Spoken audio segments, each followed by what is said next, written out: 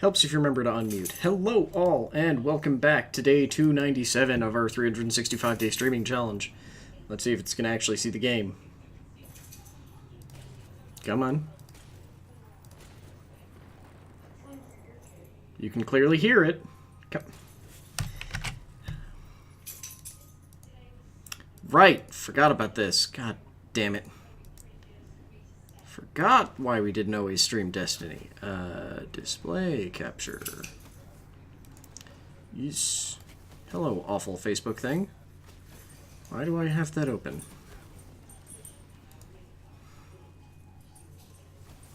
And okay, so. Welcome to the weirdness that is going to be starting the Curse of Osiris expansion.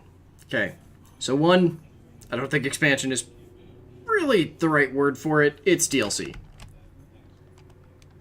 That man has my gun. That's not what I meant to do. There we go, director. Destinations, and let's go start it.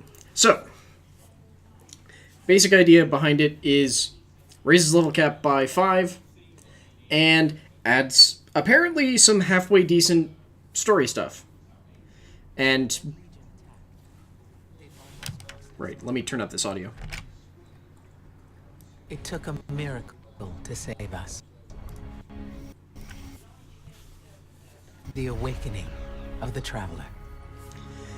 So, more story. This is 5 more our levels. new beginning. Awesome. The maps are blank. The rules are gone. All we know is we must become more than what we were. Well, we were just a bunch of This sit around do small nothing corner defenders. of the cosmos is the only place that is forever ours. Unless someone tries to blow up our sun And again. the universe watches us with envious eyes. We've proven we can fight threats from beyond the stars.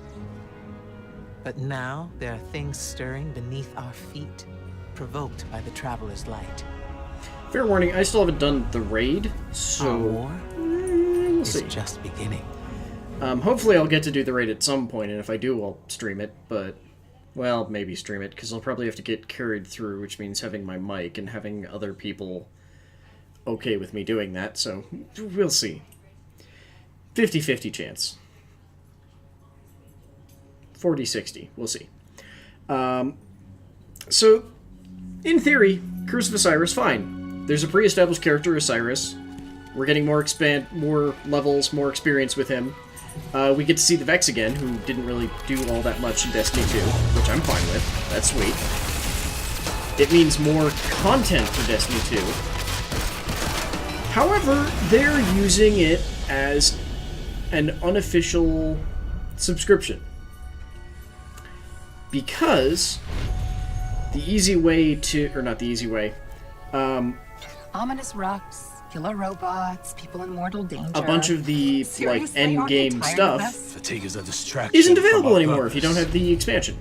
Ezra complains. Which at the same point, Oh, I you haven't get to go, been well, it's complaining $15 for the expansion for Ugh. after Now 3 I'm months, complaining. which is less than Focus, WoW costs. Kira. Yeah, but this wasn't supposed to be a subscription game. Reach for the sky, big guy.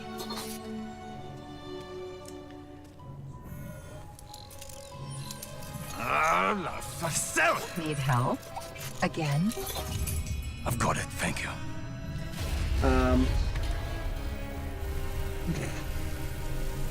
So apparently, stuff Well- like the Nightfalls Osiris, and the What did you see? not the raid, but slow down. what's the other stuff? The Trials of Osiris, which is like the endgame PvP, I thought I... Oh, are now locked go! if you don't have the Curse of Osiris expansion, DLC, whatever the fuck you want to call it. You're welcome! That's weird. Oh, I guess he's a Dawn Blade. He's a Warlock. He's You know, already I been can't sort of help but established. notice He that even taught with Nightcrawler. all of reality to explore, you keep picking the places where they shoot at us. We can't stay here. If the Vex succeed, it's the end of everything. And he may or may not be sort of a traitor. It's weird. Sakura, we can see your light. But he runs... You have to go. Nope, not leaving you. Without me, there's no coming back. If I don't stop the Vex, there won't be anything to come back to. I'm doing this for the both of us. Don't you even... Osiris! Oh, that seems bad. In like 8 different ways. So yeah, there's already some serious controversy with this. Controversy. Because a lot of Destiny players were rightfully sort of annoyed that there wasn't a whole hell of a lot to do after the first season. Because it used to be that we had these sort of like rotating cavalcade of once-a-month events, like the Trial of Iron, which was a different PvP thing that functioned sort of similarly the way that Reputation works now with Destiny 1. Like, Reputation used to be different, it was weird. I have no better way to explain it than that, but in Trials of Iron, it was basically you just kept doing Crucible and doing endgame PvP, and you would build up your reputation to a max of 5 to get whatever loot you managed to get from the Lords of Iron. Guardian, And thank you for there were coming. like special limits and special Crucible events. There's been a development And on that was it. Mercury. Strange reports from the cultists clinging to what's But left of the the planet. Rise of Iron, or the Normally, Iron I'd event ignore happened their like conspiracy once, and I don't think it theories. even happened on PC. But one of my It happened on me. consoles, This. but A dead ghost? She's not dead. Her name is Sagira. I've known her a very long time. And her guardian. Osiris. The Osiris? The most powerful guardian ever. The hero of 6 fronts. The Zavala before Zavala? what does Zavala that even wouldn't mean? like to hear you call him that. Most guardians won't even speak Osiris's name. He was the only Vanguard commander ever exiled from the city. Not exactly sure why, and especially since we man still who have taught the me Trials of What it Osiris, means to be a warlock.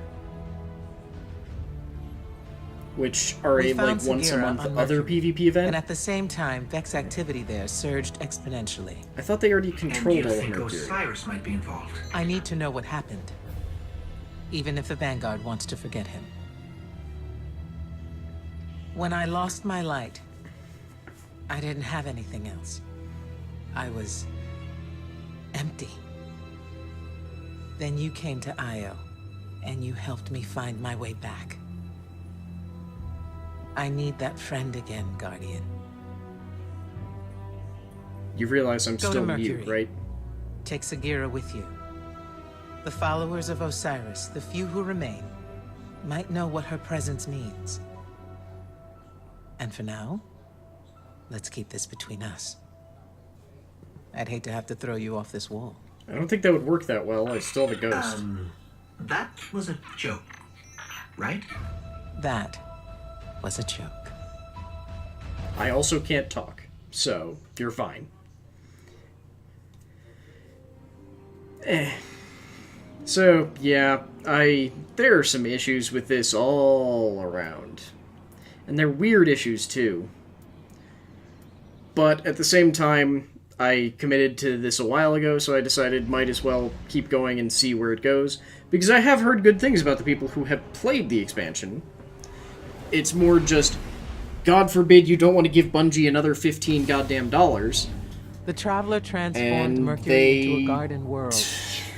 It We're was a doing some shitty paradise stuff with it, honestly. until the Vex came. Admittedly, it doesn't The really Vex matter if you're not looking to replaced do the planet's core stuff like with the their own Nightfalls machines. and the Trials We of the call Nine, it the Infinite Forest. but An it still ever-expanding sucks. labyrinth of Just realities. because, yeah, No I'm two not being paths are actively ever the punished for it same. doesn't make it less bad. No one has ever escaped. Eh. It was Osiris's obsession.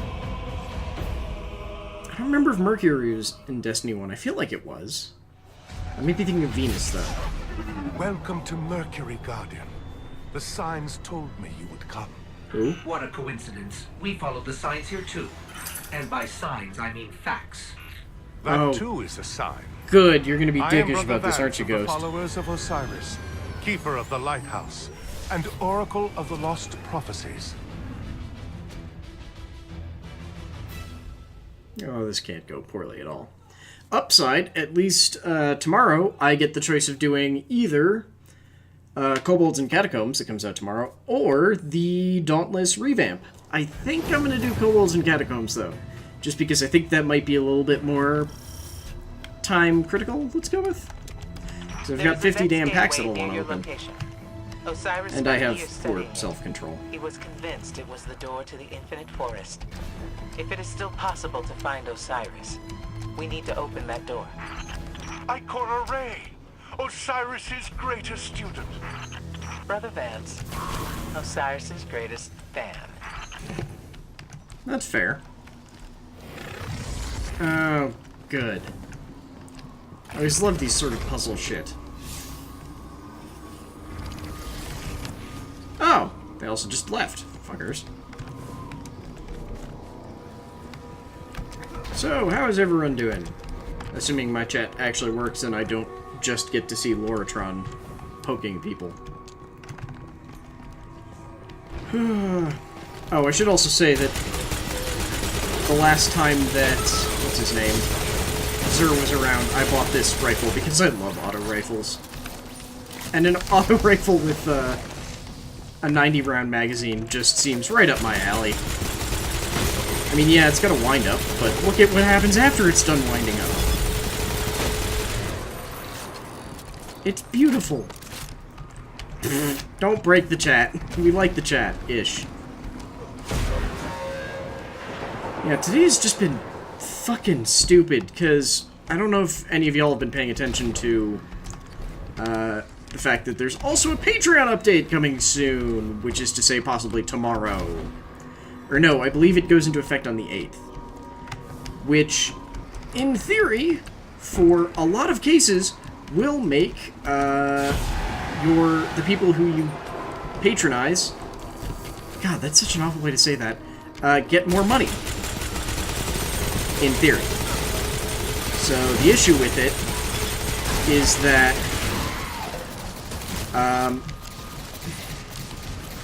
it's really weird because they're going all of a sudden for transparency, which is fine. Transparency in general is awesome. The issue is that the way it works right now is that you say, I will give X amount to a creator. The issue comes into play in that there are processing fees. And depending on how much you spend and how much you're given, what your payment method is, then there's between a 5 and 17% processing fee. Yeah, this gun is very noisy. Let me actually turn the game audio back down now that people are done talking. Sound. There we go. So, they decided that instead of that, they will bring the processing fees sort of in-house, or at least try to. And instead of doing this sort of like processing fee based on wherever the payment comes through from, they're going to do... Actually, yeah, I'm just going to need to turn the audio down. There we go. They're going to do a thing where it's a flat 5% processing fee. Except that they're adding a $1.29, or not, sorry, not a $1.29, and an additional 29 cents on top of the processing fee. So, I need to check it to make sure, because I think it might be 29 per dollar, but I think it's just 29 cents. The problem is that if you've got someone who is donating $1 to you, from everything I've said thus far, you would assume, oh, so they're going, Patreon is then going to be taking 5%, so 5 cents, and 29 cents of that dollar. That's the issue. They're not doing that. They're saying, you're patronizing this person for $1. You will be charged $1.34. Because they're going to add the processing fees and all of that onto what your patrons are doing. So, while yes, all of a sudden a Patreon user is getting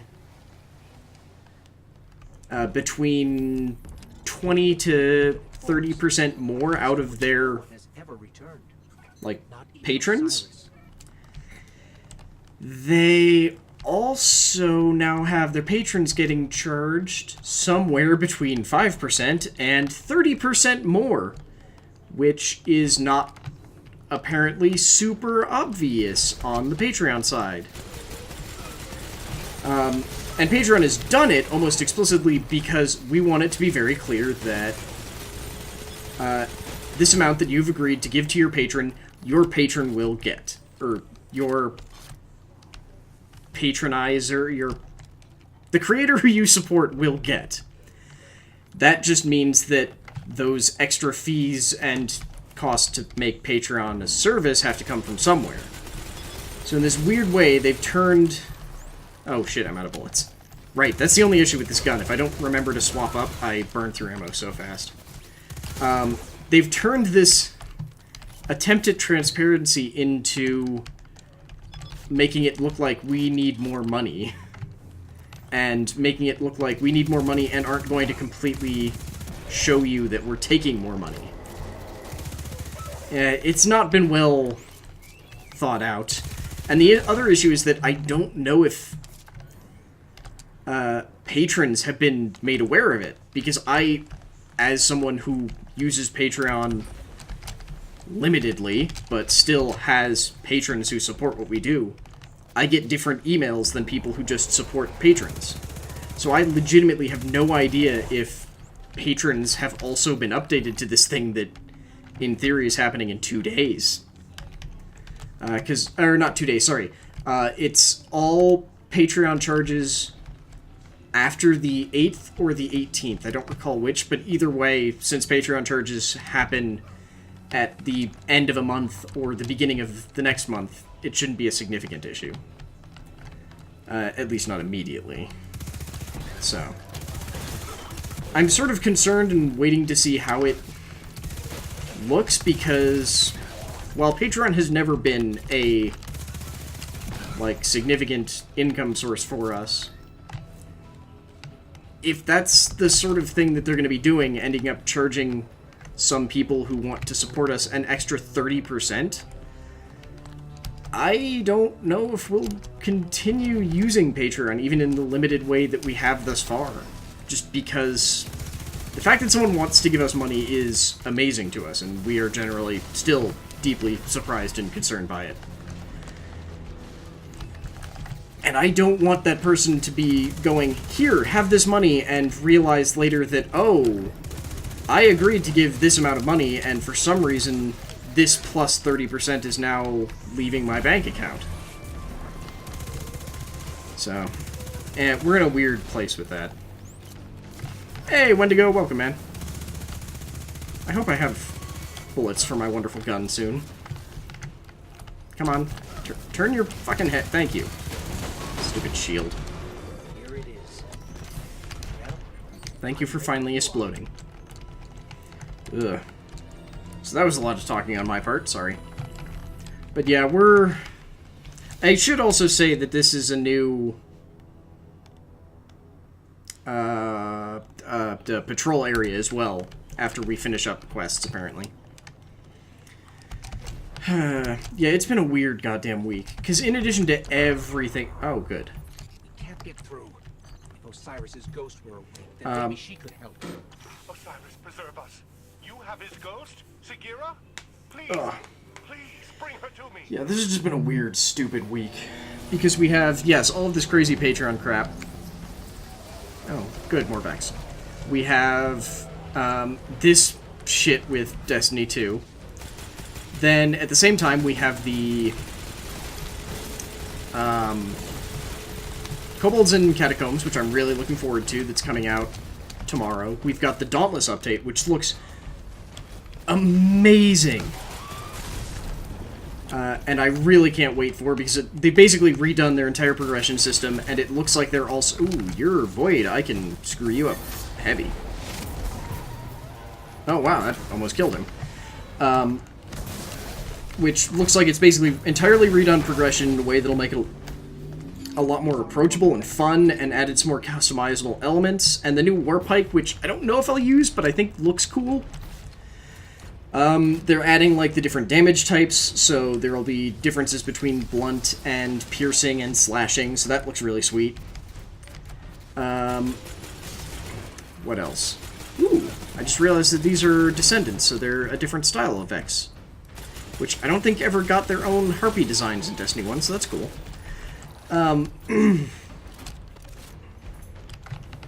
Meanwhile, work has been this weird cavalcade of I don't even know what the hell is going on because I keep somehow staying late and still not being done with my fucking shit.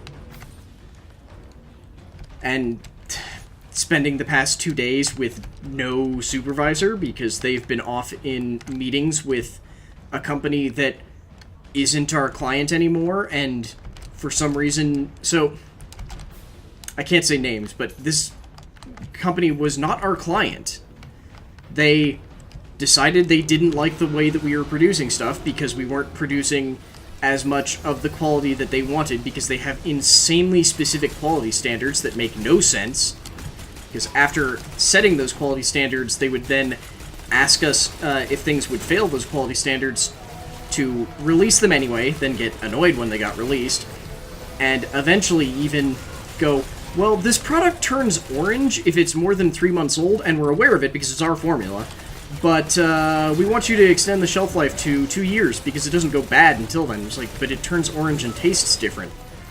Yeah, but we don't consider that an issue. And if it is, we tell the people who we sell the product to that it's your fault. So, but they canceled their, like, being our client, and now, for some reason, they're back. That reason being, the first people who they contacted about replacing us went, these are unreasonable requests, and we will not do it. So I'm sorry, what do you mean about VAT with Patreon? Because I actually have no idea what you mean. Also, I need to run away for a second because I am taking so much damage. Okay, there. Shield's mostly full. That worked. Actually, about as well. Oh my god, I'm almost dead. Well, upside, after this fight, I should be able to upgrade my gun. Because this gun is actually not as powerful as it should be. Although, maybe I shouldn't, because the thing about extending the max level also extends the light level. Oh, value-added tax.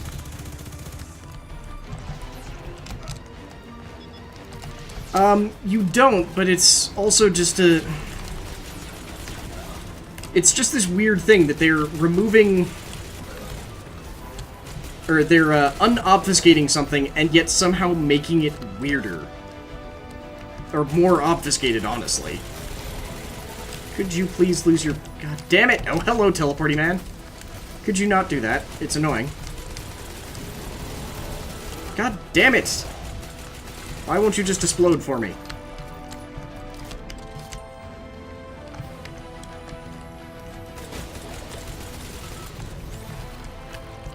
Oh, yeah. Sorry, I forget about the whole EU thing and that you all have very different... Very, very different tax stuff than us. Well, see, that's the thing now, is that, in theory, everything that gets added on gets added on after the fact. So, in theory, whatever you're agreeing to do as a patron goes straight to the person who you're patronizing. The issue is that they haven't made it clear whether or not they're going to clearly and unconfusingly explain how much they're actually going to charge you. Which, I'm just worried about that. Because like I said, we don't have a significant Patreon following. I mean, the people who support us in a major way. And that is amazing, the fact that anyone would even consider... Oh, goddammit, where the hell am I supposed to be going? Here, apparently. Inside this weird dome. But I don't want... Like, they're at the level right now where it's just, we know what we're going to get charged every month, and we know what we get out of that, and we have agreed to that. The problem is that after this month, they're very likely going to be charged more than that. One of them significantly more, which is why I'm going to... I need to break this thing. God damn it. I need to find out before I commit to staying with Patreon, which sucks, but... That's bad. It's just one step backwards in this whole content creation job thing. Thank you. I don't know what I would have done if Osiris hadn't. Oh, you're sent you. blind. Good. Or blindfolded, In whatever. return, the followers of Osiris can help you revive his ghost. We have a hidden temple on Earth. Take Sagira to these coordinates. Wait, so I came to Mercury so I could go back to Earth? Oh, for fucking Now out that the loud. lighthouse is safe, we can prepare for Osiris's return. All of the lost prophecies. What are you doing? Coming to pass. I'm finally going to meet Osiris. You're blindfolded and staring at a book. Oh, for God's sake, I hate lunatics. Why do you even have a telescope? It's pointing at the fucking sun! You're on Mercury with a telescope pointed at the sun. That doesn't make any sense. God damn it. Okay, so we have to go to real Earth?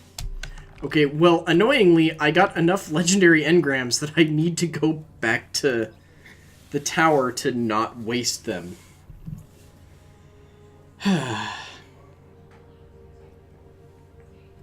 I have enabled Touch ID, you stupid phone. There we go.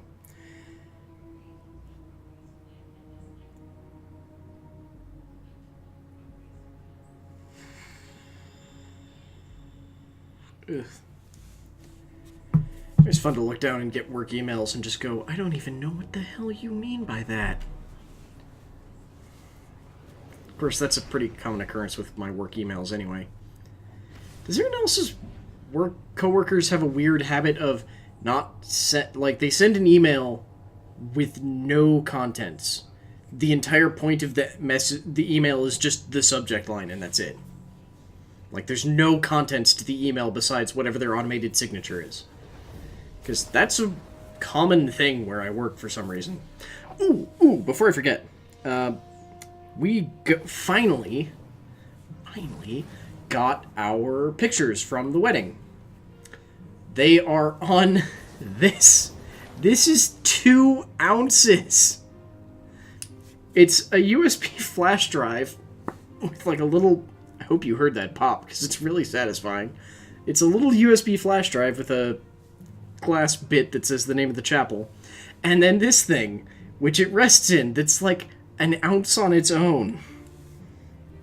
It's really fucking heavy for a flash drive. Really heavy. Okay, let's go get some loot. What can I do for you, Titan? Give me engrams. Open my engrams. Thank you. Is that an auto rifle? Please tell me it's an auto rifle. Fuck you, it's a pulse rifle. What the hell? All that is required is the right. That's an auto rifle, though. Oh, that's even better. Okay, you will absorb this thing. Thank you. There we go. Went up to $2.99. I'm probably going to regret that a little bit, but not that much. Some of these files are rolled into the I could combine... Ooh, yeah, that'll work. There we go. There. I can get rid of these. I should save the $2.92. Just so I can upgrade my other dudes if I need to. Ah, yes. Sweet business. I obviously needed a portable minigun. Okay, now then. To real Earth, because for some reason there's a difference. Oh, right there. Really? It's just right there? Okay. Like, I started this stream on Earth. It's just kind of annoying that I'm having to bounce around to different planets, but whatever. Hey, Charles. Welcome back, man. Congratulations. I think you have missed all of the bitching and moaning on my part, so good timing. Unless you were here secretly. then sorry about that. Also, sorry to everyone else who's already been here. Upside, I've re-listened to the School of Movies with Chewie and Bill and Clues talking about The Room, and broke, and because I'm apparently some sort of Audible whore now, bought it on Audible, and dear God, Greg Sestero sounds exactly like they make you think he would sound. It is Destiny. It's Destiny 2. We are doing the thing that they want me to call an expansion, but it's not a fucking expansion. It's DLC. Unfortunately, it's DLC that prevents part of the core game from working if you don't own it, but still. That was part of the bitching and moaning earlier. But yes, we're playing Destiny 2, The Curse of Osiris. Yeah, Curse of Osiris? Pretty sure. The coordinates Brother Vance gave us are just beyond the village. Hawthorne scouts surveyed that area in the Red War. There's no temple there, just an old radio tower. Well, Have a little faith, Ikora. I'd be willing to bet that's what they call a temple. Also, I feel like we've been here. Yeah, because we got into a fight with a whole bunch of, Fallen here. Hey, look, Fallen. You can't hide from me like that. That's not fair. Look, I have a small minigun. Oh, well, he's already dead. I suppose I could take a heavy pike. Away! So, are the followers all as passionate as Brother Vance? Why are you putting passionate in quotes? Yes. They follow the idea of Osiris. They do not know the man as I did. But they're our best chance to revive Sagira. Oh, this fires a very different gun than I'm expecting.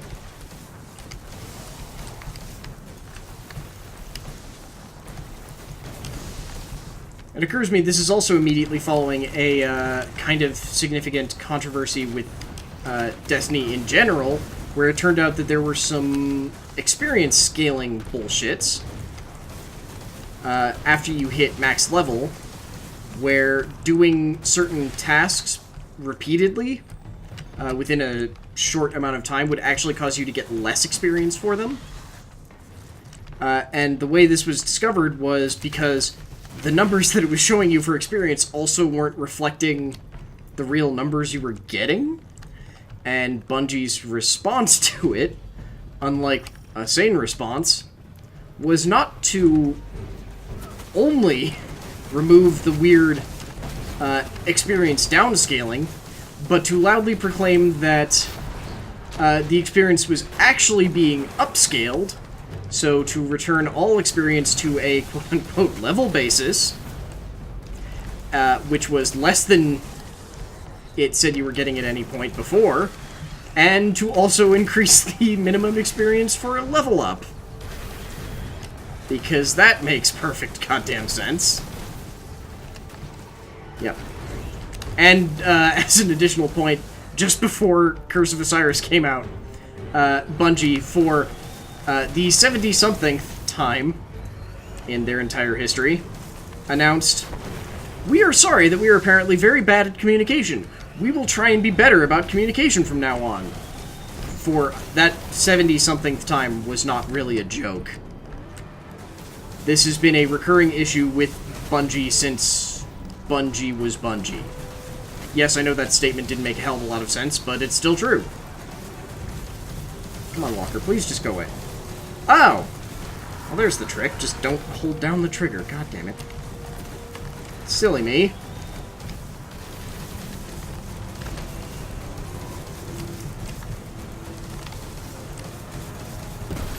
Thank you for exploding, sir.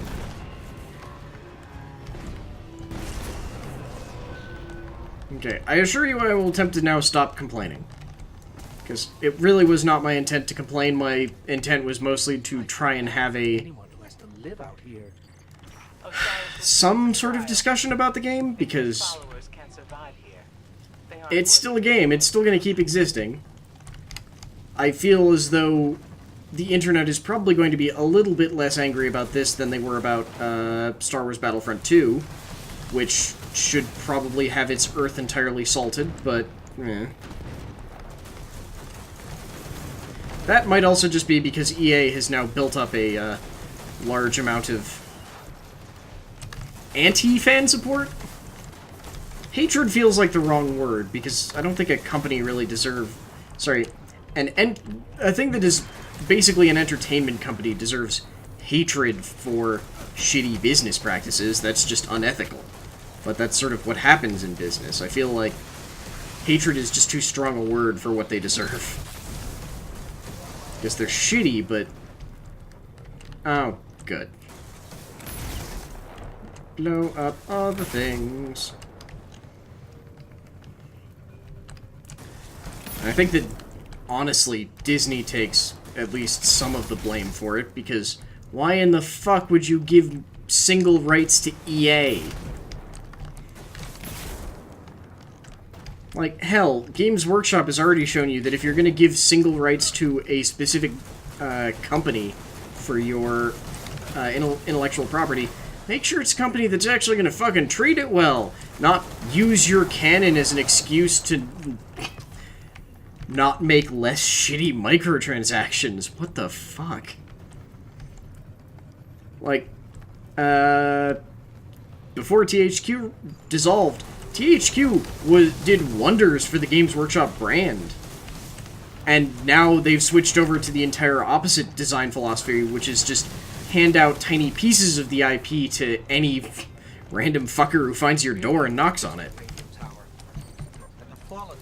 Which is why you end up with all this weird split for Games Workshop games, where sometimes just like, this is amazing, what the hell, how have I never heard of this? Or things that are just like, this is not bad, but not very many people play it because they've never goddamn heard of it. Like, I would say that's what happened with, Deathwing?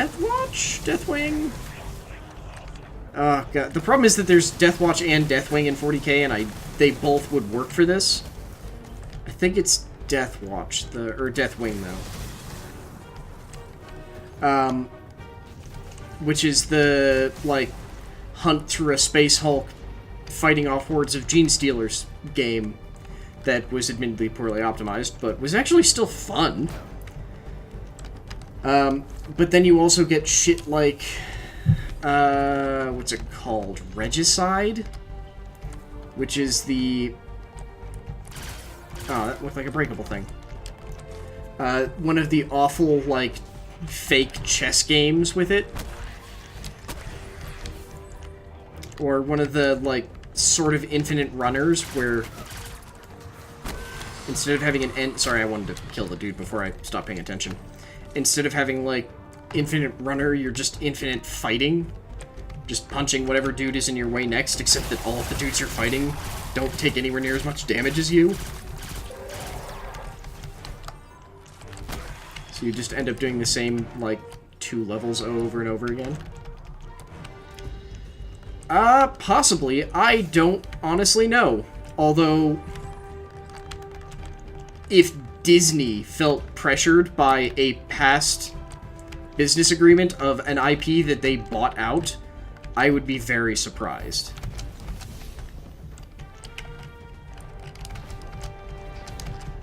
Like, as one of the basically most litigious fucking organizations on Earth, I feel like they probably are pretty confident about their own ability to handle EA, of all companies. Fuck off. Like, hell, even old LucasArts was much better about handing out little pieces of the IP to separate companies. Admittedly, a non-zero amount of those companies don't exist anymore. Non-zero amount of those companies also got absorbed by EA, who then dissolved them, because that's apparently EA's thing now. Why do you just have a thing that fits this ghost shell perfectly? That's kind of creepy. Even if she doesn't lay in it properly, but whatever. This is heavily modified Vex tech. I've never seen anything like it before. Let me try something. Wait. Something's happening. What is... Hopefully she's waking up. Oh, good. Oh, good. She's inside her ghost. Wonderful. Whoa! New show. Who? Did you actually just put me in a strange machine you've never seen before? Who does that? My ghost. Ikora. Great. Glad you're still around. Look, Ow. we gotta move right now. Osiris is in over his head as usual, and I need to. Wait, where are we? Who are you? I don't believe that the LucasArts deal... And don't worry about your ghost. I don't believe there was a LucasArts deal with EA for, like, sole control of the IP. I believe that was a post-Disney thing. But, hang on, let me actually check, because now I'm curious.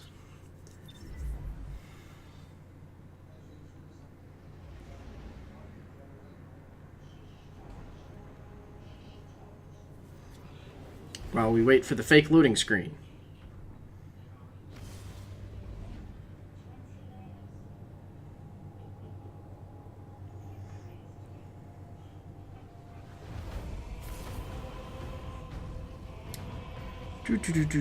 Nope, this is not actually the information I'm looking for.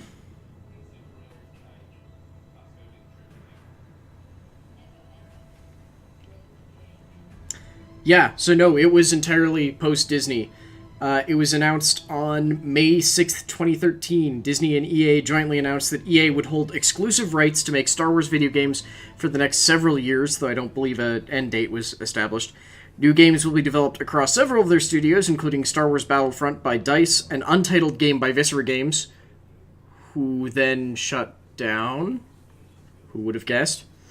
Additionally, Star Wars The Old Republic, which will be continually maintained under the agreement with a frequent content updates and expansion pack releases. Have they actually done any of those in a while? Haley and I haven't paid attention to that game in a bit. In addition to creating original Star Wars games with a license, Electronic Arts has the ability to add Star Wars-themed content to other products. First product include Star Wars-branded content was The Sims 4, releasing costumes of Princess Leia, Yoda, Darth Vader, and Rebel Pilot on October 1st, 2014, with costumes of Aya Sakura, Darth Maul, and Boba Fett in May of 2015. Oh, wait, this actually has... So, Star Wars... Galactic Starfighter, Galactic Stronghold, Shadow of Revan, Knights of the Fallen Empire, Knights of the Eternal Throne, which I believe was an expansion of Fallen Empire, Battlefront 2, and Star Wars Rise to Power. Untitled Viscera game on hiatus. Viscera Games, formerly Motive Studios, formerly EA Montreal, doesn't exist anymore. And apparently Respawn is working on one. I feel like LEGO probably had an overarching... probably has an overarching exclusivity with it, just because it's also Star Wars LEGO, which I'm willing to bet they probably have a very long-standing control over. Osiris is in there protecting the rest of us from the Vex. He needs us. He needs me, and we're going to find him. No, there hasn't been any expansion for Knights of the Old... Star Wars The Old Republic since 2016? 2016 or 2015? Hang on. Since 2016, when Knights of the Eternal Throne came out. Yeah, what the hell? Wow. So, sorry. The upcoming games for Star Wars are Star Wars Rise to Power, which is a release date to be announced, has studio producing it to be announced, Untitled Viscera Games project, which is on hiatus, and Untitled Respawn Entertainment project with no release date anywhere in sight. Wonderful. God damn it, EA. Could you pretend to be less shit? And I like how they removed the microtransactions that were the massive issue, because it was microtransactions for loot boxes, which were also the only progression system in the fucking game from Star Wars Battlefront. And then they put out the beta for their next UFC game, which had the exact same fucking thing in it. And the fact that the loot boxes are still in Star Wars Battlefront, the only thing that's changed is that now you can't buy them, so now you have to grind experience for them. So there's still no fucking chance of you getting whatever character you wanted. Osiris has adapted some of the Since, you know, technology of the forest weapons and to characters being part of progression. Nah, we'll just make them a random chance. It's fine. copies of himself. You just earn a random chance based on at once. leveling up. So it's progression. No, not really. It's basically gambling. In fact, Belgium is suing them about it being fucking gambling. Wonderful. Wasn't I trying to be positive? Yeah, we love the LEGO games here too. I think we own, well, we sort of stopped getting them after a while, but we own a lot of them. Oh, good, it's immune. So I have to step into the circle, wait for the bar to come up. Now shoot it. Damn it. Now shoot it. Thank you. Osiris has to be here somewhere. Is he... Sagira, Oh, hi. you shouldn't be here. You brought someone new with you. Yes? Who? Oh, him? Get this. He's a friend of Ikora's.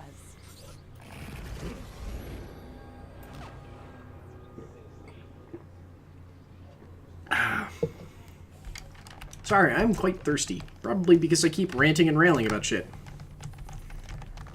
I really can't wait for tomorrow when I'm going to, honestly, hopefully be a lot more positive. I'm sorry, is he sending word to himself? With a clone of himself? Oh god, that's confusing. Set you away for your own safety. Your presence here puts everything at risk. Well, guess what? He needs me. That seemed pretty true from what we saw. We must create reflections to explore them. Oh, good. So he's just, like, creating micro-clones of himself to explore different timelines. That can't be dangerous at all. It's almost too late.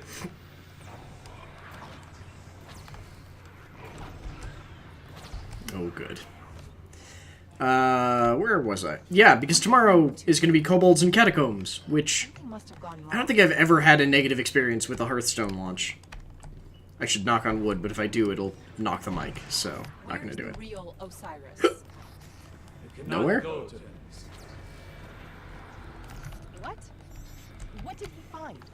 What's so bad that it could scare Osiris? Behold, the infinite forest. What, this? Planet-sized prediction engine, simulating trillions of realities in parallel, all geared towards a single Vex purpose. What is the purpose? You're not going to fucking tell me, are you? Also, this doesn't look anything like a forest. You'll see. The Vex are simulating reality in here, brute forcing the future. I'm pretty sure there's a... Grasp, everything in here is real enough to kill you. There's a culture book about that. What? Which one is it? I mean, knowing them, it's one of the ones with, oh, fuck. What's his name? Idiot from Use of Weapons. But no, he's only in 2 of them. Shit, what's his name? That's gonna annoy me. But yeah, there's definitely at least one culture book about like the forced limiting of predictive software and such. Because if you make your predictive software and your simulations too advanced, then you've effectively created artificial life forms, which, at least in the culture universe, means that you're gonna piss off the culture when you turn off that simulation, if they are sufficiently advanced artificial life forms. And you don't want to piss off the culture in general. They're kind of really powerful.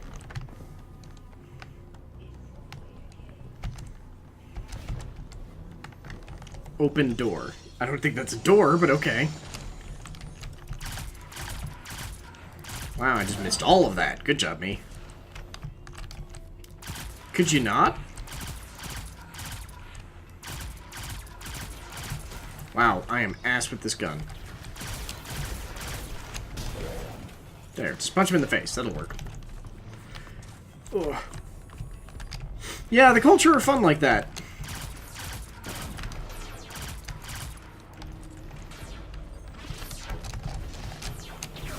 I'm trying to think if the one I'm thinking of is... I mean, yes, there's also that one.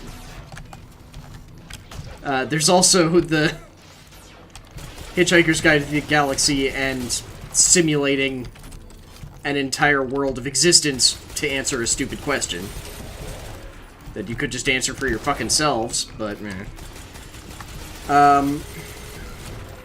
Maybe is it the one that's the War in Heaven, whose name I'm now forgetting? It's not Horizon, because that's the one about subliming. If it's the one about the War in Heaven, that one's really strange. Oh, Simulation Seed. I wonder what that does. Oh, it's probably the pickup for Mercury. If I'm remembering correctly, the War in Heaven is a really weird one. That involves a... Oh god, I'm definitely getting it confused with the one about races subliming. But, oh, what's it called? Hang on. While I focus on this. There we go. The culture... I'm trying to remember which culture book it is, where there's a very heavy focus on battlefield simulation. And I'm pretty sure it's whichever book involves the War in Heaven, because it's also the only other book that has the dude from Use of Weapons, whose name I can never recall because it's deeply strange, and isn't his real name anyway. And I can't remember the name of the book now, which is messing with me, because I keep thinking, is it Horizon? No, because that's the one about the Shell Worlds. It was like, is it Hydrogen Sonata? It was like, no, that's the one about the culture's past and an entire race subliming. So it's just, now I can't remember which one I'm trying to think of, because it's... One of the characters that I do remember is basically, like, the people who are trapped inside a hell. Or one of them is trapped inside a hell, and the other one basically gets to experience multitudes of realities. Because she didn't escape from the hell.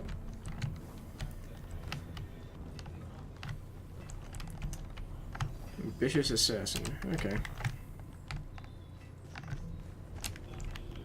And it involves a girl from...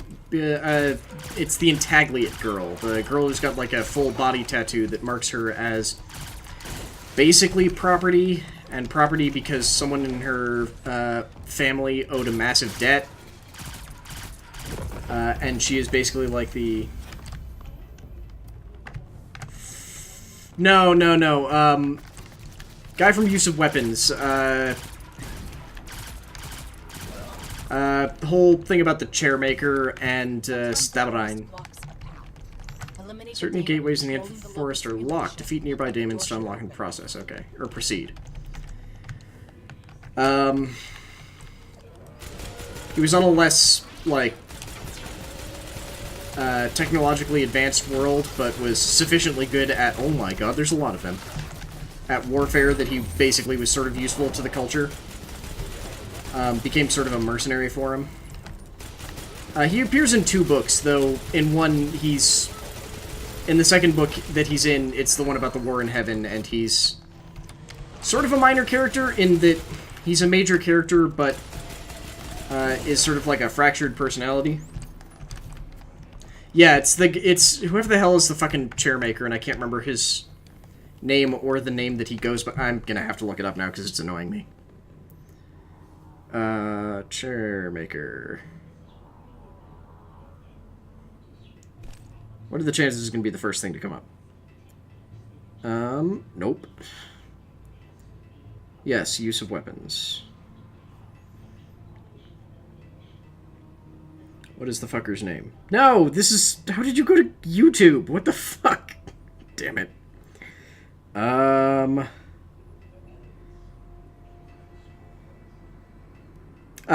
Zakallaway. There we go.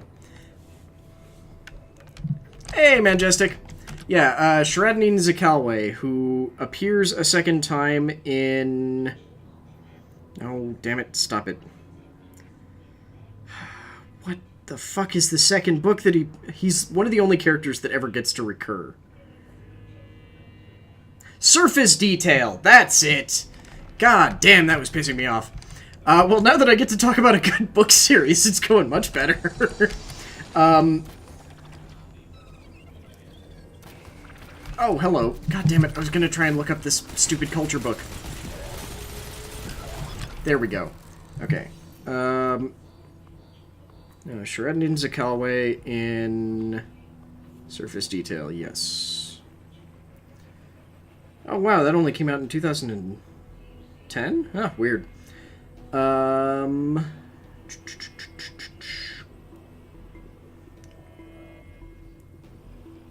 Yep, this is the one I'm thinking of. So, essentially, Surface Detail is one of the stranger ones. Because it follows... Actually, I don't think it directly follows anyone in the culture except for some ships. Oh god, yeah.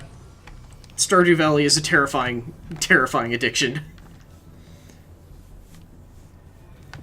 I am insanely jealous of that Aleph Cat.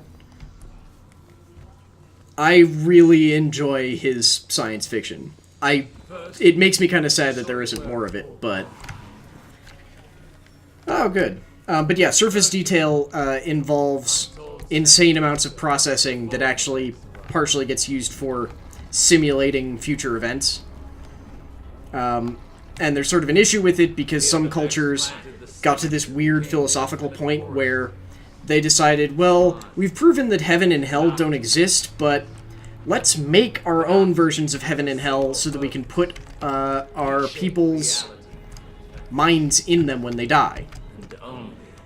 And they end up with this war in heaven where basically races that support having hells and races that support not having hells go to war with each other, basically over their right to have this place to trap what they treat as their people's souls and make them suffer for pretty much ever.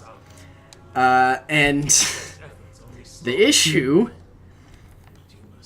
is that the entire war in heaven basically takes place inside the computer simulations. So you end up with this weird situation where everyone in it is treating each level of simulation deeper and deeper as though it's a real war, even though most of them are like mental constructs of their real bodies that are just comatose and running different parts of the simulation. And that they have forbidden hacking, because hacking wouldn't... You can't hack the world. So that's part of why they keep going levels and levels deeper into the fucking simulation in hopes of not needing to hack. But if I recall correctly, one of the final things, it actually turns out that the people who you thought you were sort of supporting were... or who you thought you were against were actually the, like, pro... heaven and anti-hell people, and were cheating to try and get their way.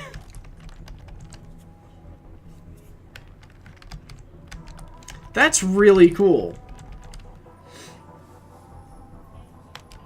I don't remember what any of the Stardew Valley achievements are, so I would not know. Oop, I looked the wrong way. Sorry, I keep trying to read chat and then realizing, like, I probably shouldn't try and read chat right now, but... Having crippling addiction to a stranger from the Discord group. Oh, that's really sweet, man. I mean, Stardew is just, in general, a really good game, but it's even better if you don't have to pay for it and someone just goes, hey, I think you'll enjoy this, and gives it to you. Could you all fuck off, please? Damn it! I was hoping the shield would activate.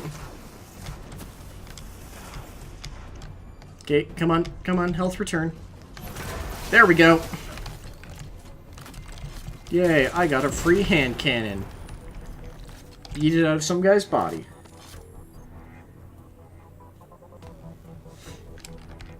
I don't even remember what the arcade game is, so sure.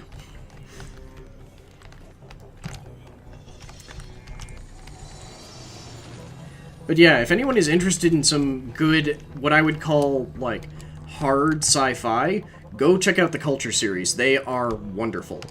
You can pretty much start with any one of them. There is a chronological timeline, but it doesn't matter a whole hell of a lot.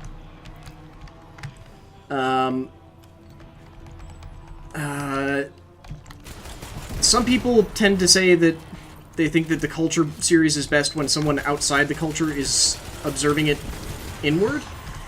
I don't know if I agree with that. I don't think that I've read one that I didn't like. The closest was probably Matter, which I think was strange, but they start off with... what's the first one?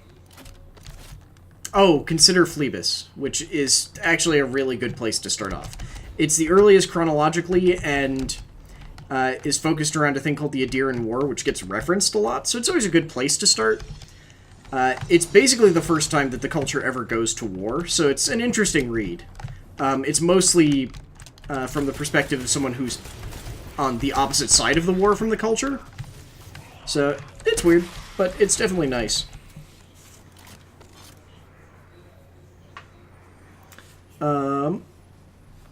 I'm sorry, which one is the odd book because it's a sequel? Oh, so really quickly before I forget, the whole thing about the Culture is that it is a series that in some way follows a post-scarcity utopian society. Essentially, they have made it so that if there's something you want, you can have it. There's no limits, there's no issues. There's sort of a mongrel species that are effectively base human. They look very human, and he has actually one character has a very funny theory with why humans are a very common race in the galaxy, which is just that so much of the galaxy is made up of alcohol that the galaxy has sort of figured out humans can drink alcohol. They can ingest it without dying. I'll just keep... and so humans just keep sort of popping up on different planets because they can consume this thing that no one else can. But they all have a series of different genetic, either like hard modified in or their kids just grow up with them, modifications that let them like produce drugs inside their bodies and can inject a virus to, over the course of like an amount of time, change their gender. If they really want to, they can have their mind put into like specifically grown alien bodies, anything like that. It's a wonderful series, mostly just because you get the intriguing thing of how everyone else deals with a race that does not physically need anything. Like, the whole thing about going to war with the Adirans is they go to war for principle, which is pretty much the only reason why they would go to war. How do I escape reality? Okay. That way. Got it. Good, because this looks hell. Woohoo! Made it. Okay, now then. The Culture canon Earth is an experiment by then. I don't remember that. I remember that in Consider Phlebas they do have a whole comparison with Earth timelines in that it takes place in like the 1400s or something. I wish Heinlein finished The Cat Who Walks Through the Wall series. I don't even know that one. It just reminds me of when I was in high school. We had this thing where we had to write down the sort of books that we enjoyed reading, and someone in our class would get randomly assigned us as their partner. So they would have to like look over the stuff that we got, and you didn't get matched up with the same people. Like you would get someone and they did not have you. And they would have to read through these and sort of figure out what sort of stuff you liked and get you a book from the library. And the person who got me was not someone who I ever talked to and was not someone who understood fantasy or sci-fi. And I don't know where they decided to get this book. Oh, God, what was it called? I think it was just called Light? Let me check. It was so weird. No, not just Light book. Light the book?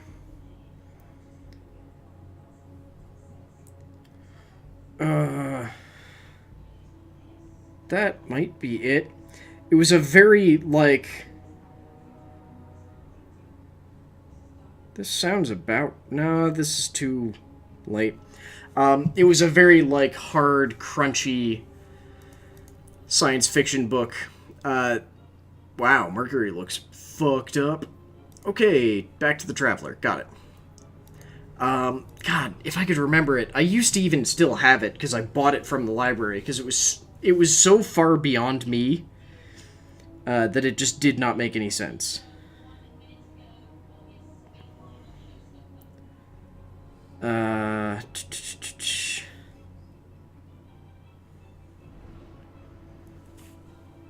It was this, like, strange-ass thing where you were dealing with ships that had the... Oh, ooh, that's it. I see it. No, that's not it. Maybe? Hmm?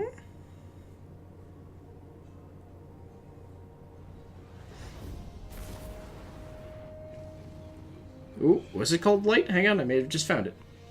State of the Art is a short story where the... Oh, I have not read State of the Art then. I think I have read most of the... What do we call the main series ones? What can I do for you, Titan? Give me this thing. Shock and Awe. Wait, what? Why did it look like he had another... Why do you have an engram just sitting up there? Oh, I can just buy engrams now? Okay, that's kind of cool.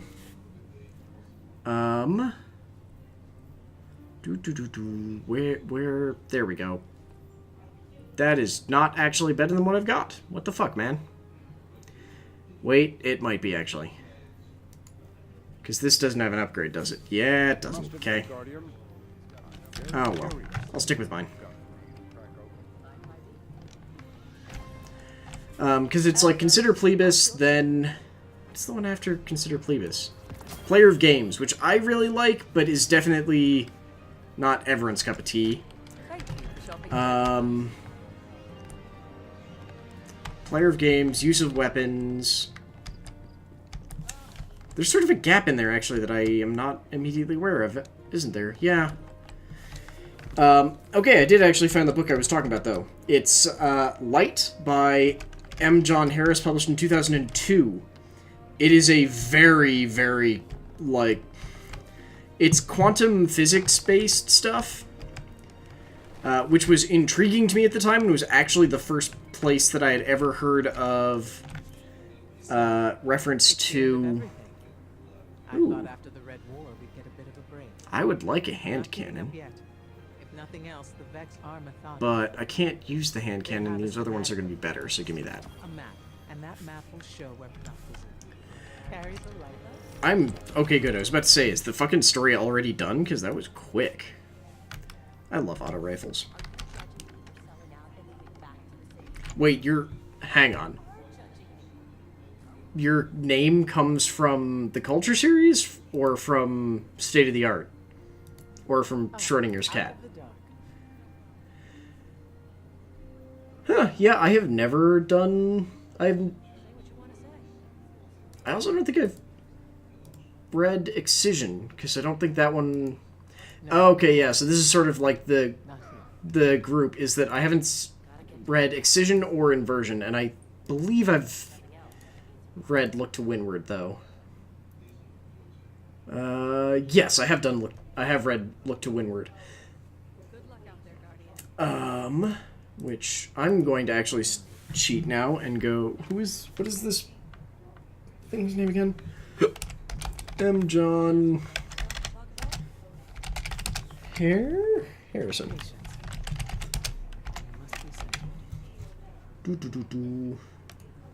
Light. Okay. There we go. That is the book that I'm talking about. It's very, very strange. Because it's another one of these, like, point of view hopping books. Because you've got a pilot who's basically hardwired into their ship. And the ship physics are very, very strange because they're not actually, like, insanely fast, but they are consistently in, like, 12 different dimensions at once. And then you've got this, like, modern-ish time. Ah, white light. Yeah, that's what came up when I was looking for light. Then you've got this modern-ish time guy who is confusingly developing quantum tech, but then also,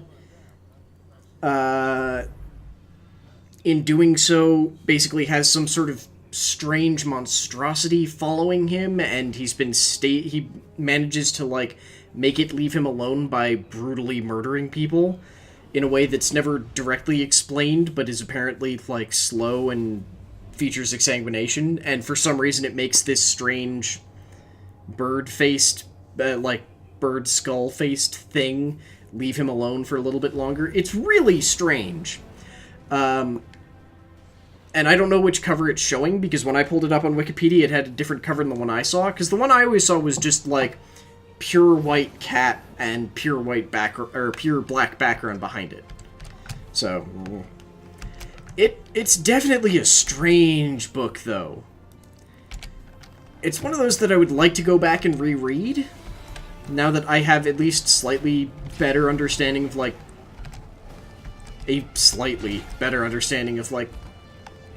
baseline quantum physics, in that I know that I shouldn't try and understand it too much, because then you start going nuts, or you have to actually go and get degrees in the shit, which I am not willing to do. Wait, this added new adventures? That's weird. Hey, Ojam, welcome, man. You're just in time for some weird discussions of, like, hard sci-fi stuff. Oh, good. We're going to the Pyramidium again. Wonderful. That's never been bad.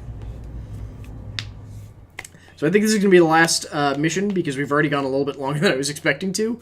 Because, as I think I mentioned, I have been having to stay late at work every goddamn day.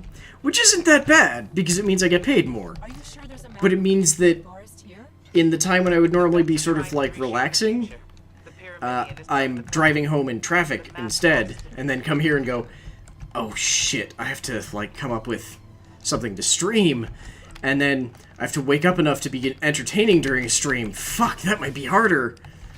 So, and then just not sleeping great on top of all of that, so... Yeah, this will be the last mission, although given the way these missions have gone, this still might go for a while.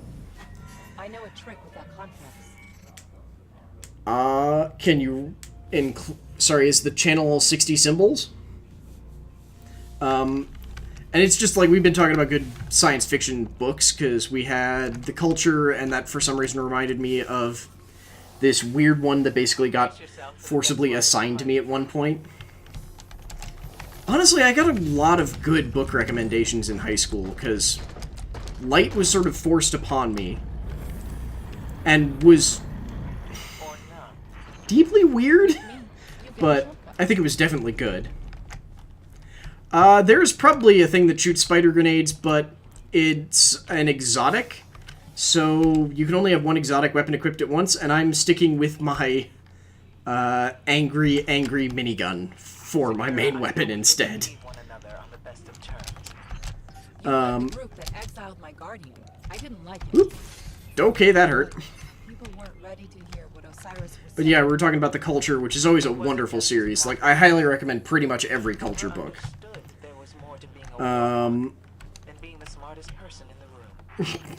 Osiris has changed. And right now I'm actually... So, the weird thing is that now I fucking consume all of my stuff through Audible, because I can listen to books at work. So, I've been on a weird kick with, lit RPGs, which I was not aware was a fucking genre. And I guess to some extent Dungeon Core, because the way that I actually got into them was, the Divine... I don't know if it has angry eyes. I wish it had angry eyes. It's just sort of like a tube with a bunch of barrels. So, quickly, for those who are as unaware as I used to be, Dungeon Core is usually books set from the perspective of a dungeon. Like an MMO-style dungeon, except that it's in some way conscious. Lit RPGs are usually games where RPG mechanics somehow are inflicted upon a sort of real-world situation. So, like, apparently the big lit RPG, which I don't dislike, but I think is also a bit odd, is The Land, where just, like, the character's skills have, like, numerical values, and grinding up the skills changes the way that they work to some extent. Like, there's a clear thing where he has a, like, sword skill, but the sword skill doesn't make him better at using the sword. It makes his hits with the sword do more damage. But to actually, like, learn how to use a sword, you still have to fucking learn how to use a sword. So, that's the weird part about it, which I kind of appreciate, at least for this one. Dungeon Core ones are books that are set from the perspective of a dungeon. Thus far, they seem to be kind of hit or miss for me. The one that I have really enjoyed, though, was, it's called the Divine Dungeon series. I believe the first one is called Dungeon Born, which is just nice. So, the one thing I'll say is that the voice actor, or not the voice actor, the... No, not Dritz. That's just literature set in D&D. This is usually literature where inevitably the fucker is from our world, but either their mind or some part of them gets trapped in a different world that just follows some amount of game logic. Yeah, it's probably sort of LARPing, except that in most cases it's not just the character who has, like, skill tracking, it's every single person in the world can see their skills and can see their level, or at least their own skills and level. So, it's intriguing, but... There we go. Come here. I do actually really recommend the Divine Dungeon series, because that one, while sort of campy at the beginning, which annoyed me to no end, just because of the way that... because it was an audiobook, it was read, made it even more sort of childish, just because the main character starts out very, very stupid, because he actually just has, like, no space to keep his memories anymore. After you get past that, it's actually quite a bit better. And takes an intriguing sort of, like... It's nice because the character who is the dungeon is very much intrigued by all the stuff he can do, and half of the book, and for some reason this is just a thing I enjoy, so fair warning, is just him, like, playing with experiments and trying to make new dungeon monsters and how to make them better. And for some reason that just to me is really fun to listen to, especially when the failures make a lot of sense to me. And even the, like, successes are just like, oh, that's cool, that's an intriguing way to take that. But yeah, I would highly recommend the Divine Dungeon series, and to a lesser extent, I think The Land is okay. So, The Land is a lit RPG. I feel like the author would be sort of a weird dude to talk to, though. Partially because he ends off all of his fucking books with, I can't even remember the full spiel, because it's something, and the perfect margarita. It was just like, I get the feeling that you don't understand what a good margarita is, though, so, no? But overall, I think the books are actually pretty decent. All you gotta do. There's sort of a weird... He has this weird thing where he portrays characters really well, and then randomly gets creepy, like... Ikora, here's a secret. What am I going with here? Oh, anything involving, like, sex, he's just really awful with. Just because the way he writes the characters in those sort of situations are just sort of, eh. Like, it's not even that it's, oh, he's doing this because he wants to make it, like, a literature porn. It's more of just, like, there's a bunch of stuff implied, and for some reason the character is way more open with just weird, curses that are just like, I feel like that curse might not be appropriate in any context, much less a pseudo-medieval one, but okay. It might just be my own personal weird hang-ups on it, because it's not a bad book series by any means, it's just, I have weird hang-ups about it. Oh no, they filled the hole! Okay, nope, need the angry bee gun. Here, let me shoot you in the eye a lot. Thank you. Normally this would be called a Cyclops, but I guess this one's a network protector. Could you please die? Thank you. Woo! I'm taking a lot of damage because I wasn't paying attention. Whoop! Lots and lots of damage. Good!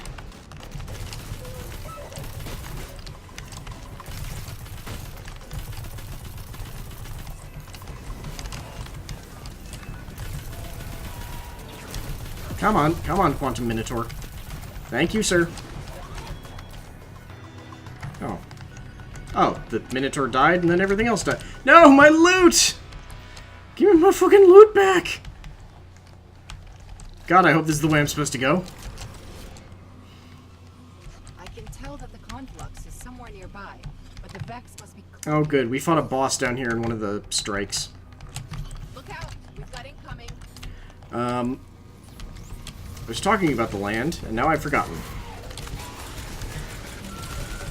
I think I was in general recommending it, just by weird foibles about... One, I don't think the author knows what a goddamn good margarita is, just because of the way that he writes his character in general. Gives me the feeling that he probably doesn't know what a good margarita is, so I just get annoyed that he references it at the end of all of his books, but that might just be me being a complete and utter lunatic. It's also kind of a low bar for disliking someone. Which is not a lot for me, but whatever. Good, I love fanatics. They're not total assholes. The upside is that you do get a lot of good jokes, especially in the later books. Once he starts associating with more people, where he... So, if anyone watched Archer, there's the thing where he's trapped on Pirate Island, basically, and he keeps saying things to his translator, and the translator's just like, that doesn't work, it's a fucking idiom, it doesn't translate. So the main character keeps running into these issues where he, like, says an idiom or some sort of colloquialism, and people are just like, what? Or, at one point, someone's just like, he's in a, like, trade discussion with someone, and it's like, this feels like a shakedown, what the hell, man? And the person goes, I'm not in any way attacking you, what are you talking about? It's just, there are definitely funny things like that, and the fact that he's got a thing where he cheats and understands everyone else's language. Wow, that only took 10 minutes. I guess we're doing one more. And can, like, will himself to speak theirs. But by default, he speaks in, like, the common tongue. So eventually he ends up leading sort of, like, groups of people.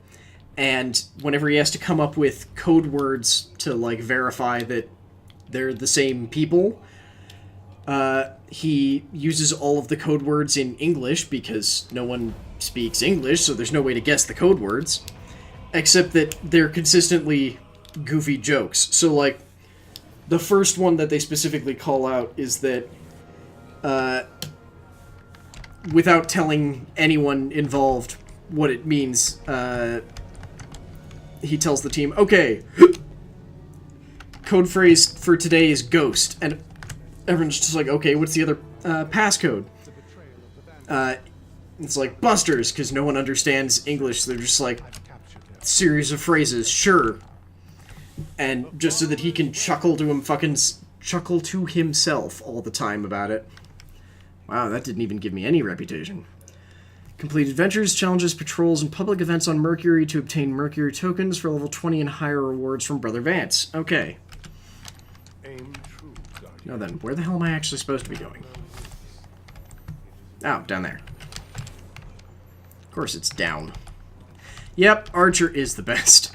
Actually, that's the weird thing, is that at one point the author references, or the character references Sterling Archer, though I don't remember why. Because he does a weird...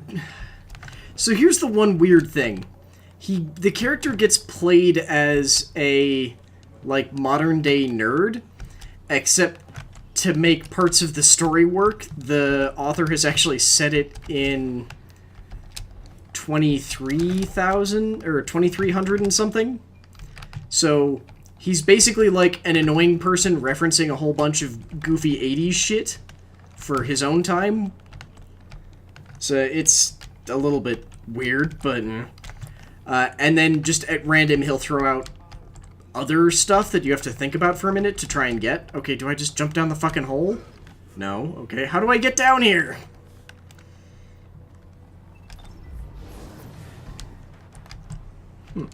Is this a teleporter? Okay, in my defense, it looked kind of like a normal thing that could be a teleporter. Am I just in the wrong place? Is that it?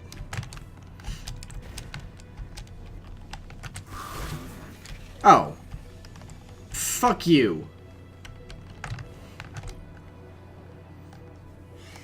God damn it. But, like, at some point he references someone being made president, and it's some, famous actor who's actually a citizen and could be made president. Survivors from the Almighty. Okay, approach the Infinite Forest Gateway. Let's Got it. finish the job. You know, I've committed to doing another one. This one's gonna take, like, 3 times as long, I'll betcha. Wait, why are there Red Legion here? Doesn't actually make any damn sense. Also, what the hell is that? Oh, it's a turret. Okay. Could you not, please?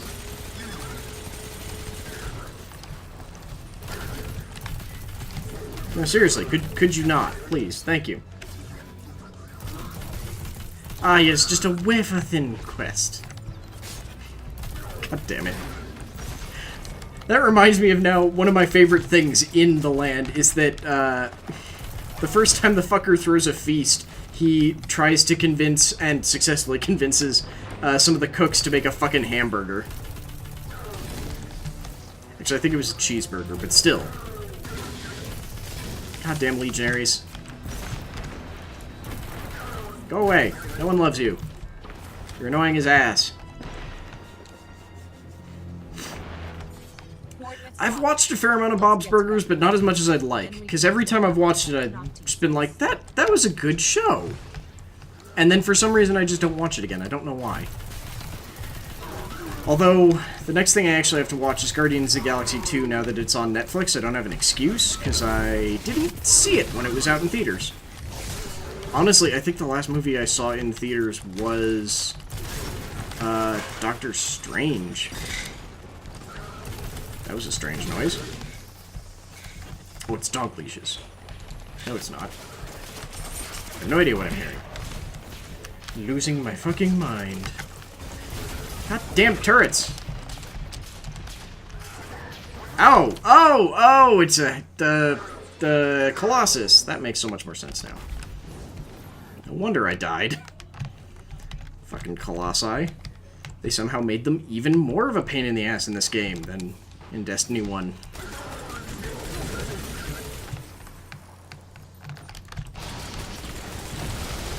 Ow! Sir, you have blinded me? It's kind of a dick move. So I'm gonna punch you in the face. I feel like that's an equal trade. I mean, it was till he died, but all I was trading for was the punch in the face.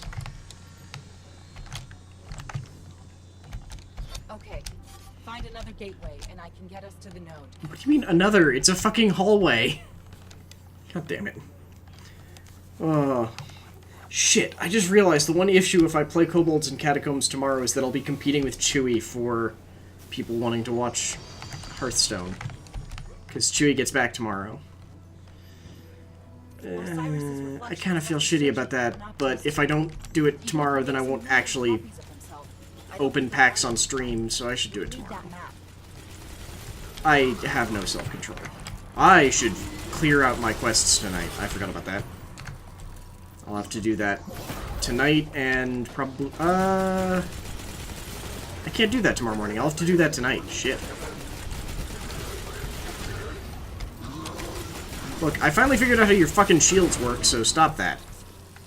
It took me so long to realize that you can just shoot the center of the shield to drop it for a little bit. I just kept doing it by accident and never realizing that, oh, that just drops the whole damn shield. Idiot. Oh, God, I love auto rifles. They're so nice. I know that most players don't agree that auto rifles are powerful, but I love auto rifles in this game because they're a little bit stronger than SMGs, and they fire a little bit slower, but you get so much more fire out of them than out of scout rifles and the other one whose name I'm forgetting, pulse rifles. Like, pulse rifles also just have insane recoil in my experience. I'll take some slightly lower damage for less recoil and more consistent damage, though. See, look at that. It's so nice and controllable. Hell, even this one's controllable, but then again, its perk also makes it more controllable the faster it fires, so... That's the benefit of exotics, is they can do crazy shit like that. Oh, hello, sand. Ah, hello, Vex! Unfortunately, I can't talk that much about story here because I know very little about the Vex. Beyond that they are interdimensional robots who exist mostly outside of space and time. Just because I know more about the other races, because the Vex didn't really do a hell of a lot in the beginning of Destiny 2, and they only did stuff in the beginning of Destiny 1. After the beginning, they just got left entirely by the wayside. Like, they were the first raid, and... actually, I think that was it. Like, the biggest thing with them was just that when they got taken in The Taken King, they were some of the more annoying enemies, but almost every Taken was a pain in the ass. The Vex ones just were a little bit more so. Just because their hobgoblins turned into... actually, they still do. Whenever they're Taken, hobgoblins are really annoying because they can't do this thing anymore. But they're still snipers, and they get 3 automatically seeking, like, bolt things that they fire out every couple of seconds. So if you're not careful and don't have a ready access to cover, because they can also go over cover, because they fire, like, up and over, they can just be such a massive pain. I haven't used my power weapon at all. I should probably do that some. They can just be such a massive pain. But most of the Taken are sort of difficult. Like, Taken phalanxes, you can't knock their shield down anymore, and they use it less defensively, but they still use it a little bit, and they turn it into a goddamn cannon when they want to. Actually, I don't think they can take harpies, which are these little floating guys. Vex goblins are a pain in the ass because they actually gain the ability to provide an indestructible shield around allies. around a single ally at a time, but still. Hell, even these Scions, which are now much more annoying than they were in Destiny 1, are a massive pain. Because when they get taken, they get the ability to split themselves into... I believe one Scion can split into 2 separate ones. The problem is that each one of those copies can also split. So, in theory, they could just go infinite if they really wanted to. Thankfully, they lose their, like, psychic void ability, but it's not that great to begin with, so they're not losing a whole hell of a lot. Come on, door. Yeah, unfortunately, just I know slightly more about, like, the Red Legion, or not the Red Legion, the Cabal in general, just because they were sort of the focus for the beginning part of Destiny 2. And I know more about the Fallen because, honestly, they're just more intriguing to me. Problem is that it doesn't look like we're going to get a expansion, DLC, whatever, focused on them for a little while. But the second one for Destiny 1 was focused on them, the House of Wolves, which I enjoyed, so I picked up a lot more of their story. And I liked the Hive because they're basically magic Zerg, so that was right up my alley. So I also focused on their story stuff a bit. Oh, damn gladiators, fuck off. Yep, and now their war beasts are chasing us. Thank you. Oop, shit, I hear him. There he is. That is the one thing that I'll say about auto rifles. It means you can't one-shot war beasts anymore. Which is why I really like hand cannons. Because they have a higher... They have, I think, the highest, not counting power weapons, straight-up damage. But they also have the lowest magazine and slowest firing speed. Which, if I'm going to go for slow firing speed, I'm going to go for... I would like to hit you in the head with a large, rapidly thrown brick. Instead of a bunch of quick... I don't know. The metaphor lost me at that point. Sorry, Haley's staring at me, judgmentally waiting to see if I was going to be able to finish it.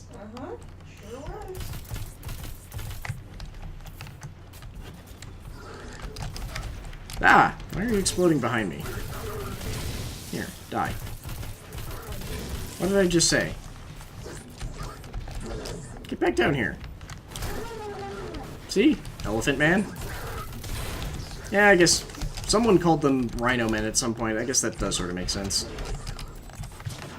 They do scream like Grievous as well, so that's another mark against them. Could you stop with those? They're sort of annoying. Where am I going? Oh, just through the door? Okay, I can do that. I think you can, yeah. Can you stop with your flying exploding knives? They're very... annoying? Obtrusive. Explodey, that's it. Also pointy. They keep trying to put them inside me. It hurts. Okay, I know there's still at least one of you idiots alive around here. There he is. Ah, I love that they have weak points on their backs now. Also, welcome back, Charles. Yeah, he's been working on a multiplayer patch for it for a while. But it's sort of hindered by that whole, it's a one-man game. So, I think the hopeful launch date for it was in October, but I think they ended up deciding that it was going to be, like, a beta launch for very select players in October.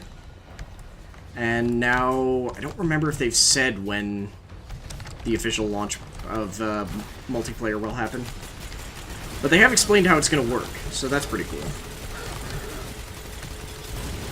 If I recall correctly, they basically said that it's going to be a main person who's hosting the game, and then everyone else who joins in will be farmhands. So they can still get a bunch of benefits for it, and can even take some of them back to their own games. But mostly they're just going to be around to help out with all of the sort of like daily tasks or hunting through the dungeon or whatever you want to do. God, I wish there were more good Dungeon Keeper style games, now I'm thinking about it. Because, like, Dungeon Keeper is good, but Dungeon Keeper doesn't hold up great now. Okay, that's it. You're getting a fucking shotgun. Mostly because it makes your shield explode. I don't even remember Skull Cavern. It's also been a while since I've played a lot of, Stardew. Just because our primary way of playing Stardew right now is on the Switch, which Haley takes with her to work so she can play Stardew on the, Ooh, that was close. So she can play Stardew on the way to work. Because she just takes the train, so might as well. Find the map of the Infinite Forest. I don't think that's how that would work, but okay. Oh good, another Colossus. Wonderful. You're getting shot in the head a lot. You too. I'm sorry, were you all losing to one Harpy? That's sort of extreme. Oh, wait. Oh, it's a Hobgoblin. Come on, drop your stupid invulnerability. Oh, okay, and then you just went away. Sure. Honestly, the thing I'm looking forward to now is that the same folks... well, the folks who published...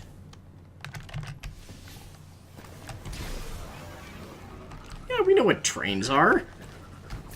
The same folks who published Stardew are publishing a... Oh god! Hello, lasers! That hurt! Are publishing a... Oh, yeah, it's the last... Okay, that's what I thought it was, but I wasn't 100% sure. The folks who published Stardew, Cuttlefish, they also published... Actually, they published a lot. But the other one that I immediately think of is... Starbound? Which is the sort of, like, Terraria thing, but with planets. Are now working on... And I believe with the guy who did Stardew, are working on a magical school simulator thing. So basically, Stardew, but instead of being a farmer, it's being a Hogwarts student, but not Hogwarts. So I am all for that, and so is Haley. So that's our next, like... I think that's probably one of our next massive games that we're really looking forward to. There's one game that I'm looking forward to for streaming, but I actually have no idea when the hell it's coming out. If I recall correctly, the name was Boyfriend Dungeon? Which, if it's what I'm thinking of, I can't wait to come out because I'm going to make Haley and Miriam play it on stream, and hopefully make it a semi-regular stream until I finish it. It is a dungeon crawler wherein the main character dates her weapons, because they're all also sort of people. So hopefully I will get them to play that, because it'll be our version of Honey Pop that can actually be played on stream. Well, not version of Honey Pop. It'll be a dating simulator thing that they can play on stream without having to play it on YouTube. Because fuck YouTube. I mean, yes, we'll put videos up on YouTube once we actually have the time to put videos up again, but I'm not going to actively try and stream on YouTube because they... Look, most of the reason why we like Twitch is because they're actually supporting small creators like us that are trying to make this a thing. Like, make this part of our income, so... Meh. Okay, good, it is Boyfriend Dungeon. That's what I thought it was. It was when I had to go look it up the first time after... So I saw it on Twitter. Someone pointing it out and going like... I think someone pointed it out to one of the Loading Ready Run guys, because... Or girls, in this case, actually. Because they have a stream called Now Kiss, where all they do is play dating sims. And they went, oh my god, this is perfect, and that's how I saw it. I went, oh. And the first time I brought it up to Miriam, she's like, that sounds wonderful. What's the name? And I went, oh, fuck, I don't know. And I think I googled, Date Swords Game, and it was the first thing to come up. Was just, like, 3 different articles about this game. God damn it, fuck off. I could use a super, but that feels like a waste here. He's almost dead. There we go. There just aren't enough people to justify using a... That's the other one that, if we ever get more regular access to Miriam, we would probably try and get her to play, Daddy Dating Sim? Or what is it called? Dream Daddy? I can never remember the name.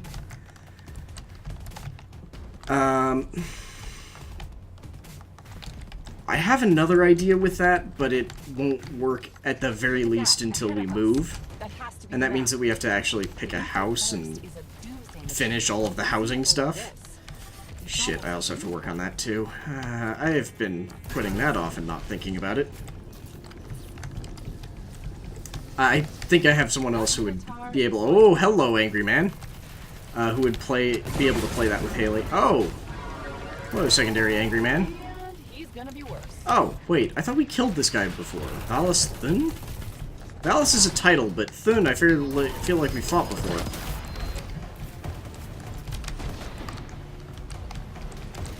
Yeah, well, so we're not planning on moving immediately. Our lease is up here in March, and after the wedding, we are now basically looking at buying a house. But that sort of means we have to do all of the other stuff for buying a house, so we're in the process of getting financed and all that super duper fun stuff. And we've already established all of our upper limit for budgeting and such, so we're... Weirdly, I'm in a way better fucking spot for buying a house than my goddamn boss is, who just bought a goddamn house. Fucker had only, 10,000 to put down, pulled from his... or not his savings, from his retirement fund from the company to pay for most of it, and is, in theory, engaged to a woman who no one has ever seen, and no one can verify actually exists, and who is not on the mortgage. So he's paying for all of it himself, even with his fucking retirement fund, which is gone now. He used the entire thing. And day after moving into the house, monoxide warnings went off because his, what's it called? Boiler was basically pumping carbon monoxide into the house because it was an old shitty boiler and the previous owners didn't have carbon monoxide sensors, which was part of his contract with them, was that, like, before they moved out and before he moved in, they would install carbon monoxide sensors. I thought I was going back to where my allies are, despite the fact that I don't have any allies, but whatever. Oh, hey, Velas.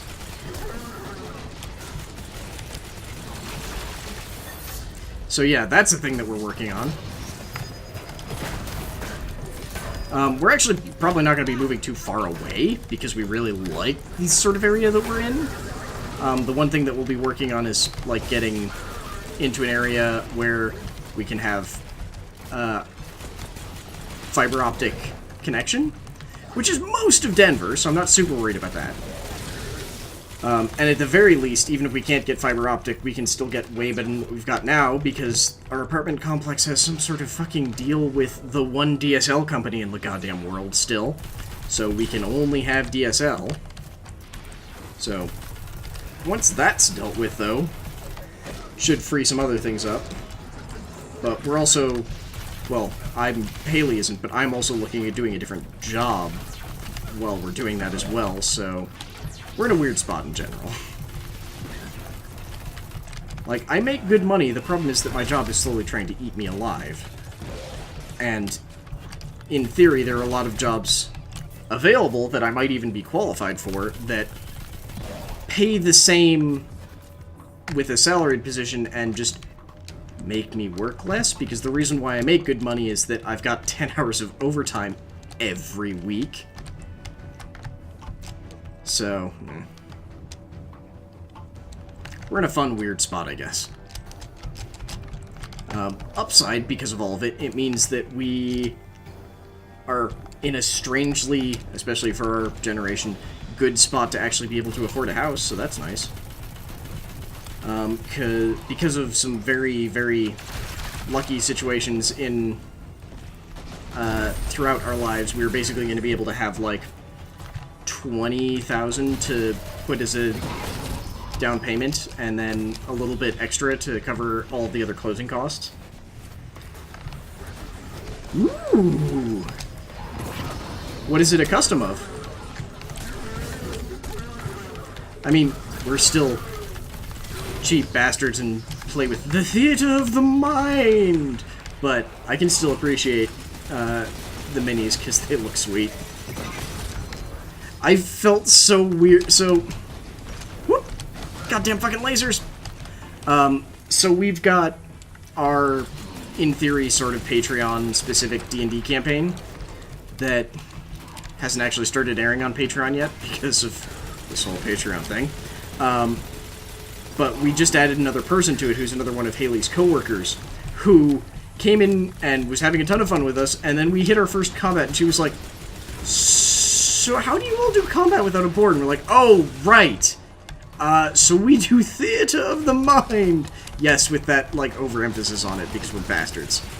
She went, what does that mean? It's like, well, we sort of established at the beginning that you're this far away from the monsters, here's what the area looks like, and then if you have any questions or if you want to, like, do anything, then you just say what it is that you're doing, and we all try to figure it out for ourselves.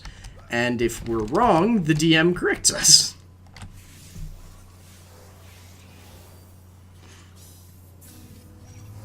Scanning.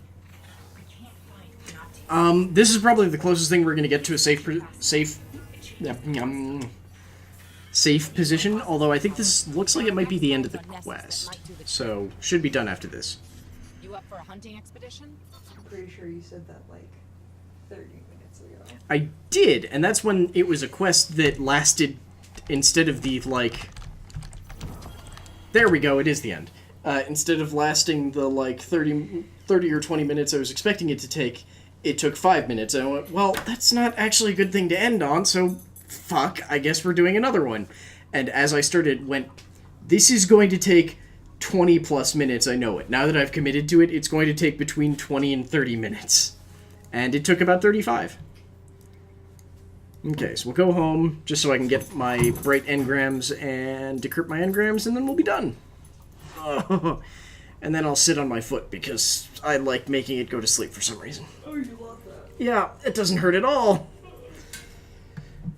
Oh. Yeah, so we are officially safe, and we'll be ending this pretty quickly here.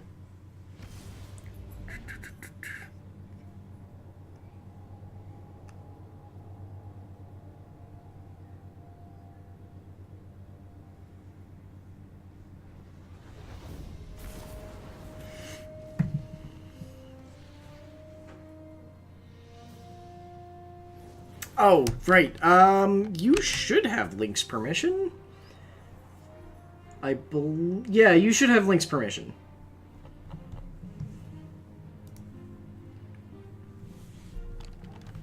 I believe yours was established actually a while ago. What can I do for you? There we go. Give me engrams. Give me. Ooh. Best Triptarchs, Why does that one have an eye? Is that just because it's a... Oh, it's a sidearm. Oh, okay. I don't love sidearms, but that's not bad. This one. Ooh, 297. Fuck yes. So here's the one thing.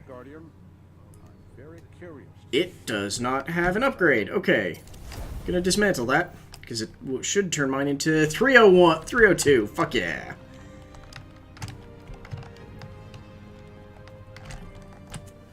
Welcome to Eververse. Give me my bright engram. Call me Indigo Matrix and a transmat effect. Good. Don't care about any of those. Come see me again, Guardian. It was worth hoping. Okay, now then. Come here, Link. Ooh, that's a big Link. Oop, that's the wrong one. No. Give me the fucking image. Yeah, I would definitely call that sassy. Fucking bring it! Bring it! Of course it's a bard, you monster. Anyway, thank you all very much for tuning in. We will see you again tomorrow. Probably for Kobolds and Catacombs. Maybe for Dauntless. Probably Kobolds. And then we'll end up doing some Dauntless on Friday. Because Dauntless is having an entirely rebranded, or not rebranded, redone the progression system. So we are going to go try it out. Because it looks like a hell of a lot of fun, and they're even adding more weapons. And they are adding the whole different weapons do different stuff. So like we can use our blunt hammers to break off armor. Slicing weapons are better at cutting bits off. Piercing weapons are better at damaging them so that they're easier to cut off. That sort of stuff. Anyway, we'll see y'all tomorrow. Bye, guys. Thanks for watching the video. Hope you enjoyed it. Please consider checking out some of the other videos that are playing alongside this one. And maybe think about checking us out on Twitter, Facebook, our Twitch. We're still running a 365-day streaming challenge. And maybe consider supporting us over on Twitch or on Patreon if you really like we did, and if you want to get access to some of our other stuff like the Derpy Puppy feed or our Patreon-only stuff. Either way, thanks y'all.